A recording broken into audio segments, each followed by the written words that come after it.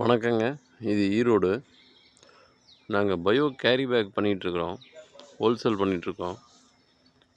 தமிழ்நாட்டில நீங்க எங்கே இருந்தாலும் இந்த வீடியோ பார்த்தீங்கன்னா, ஹோல்சேல் அதாவது வாங்கி எங்ககிட்ட வாங்கி வியாபாரம் பண்ணுறவங்க எங்களை நீங்கள் கான்டாக்ட் பண்ணலாம்.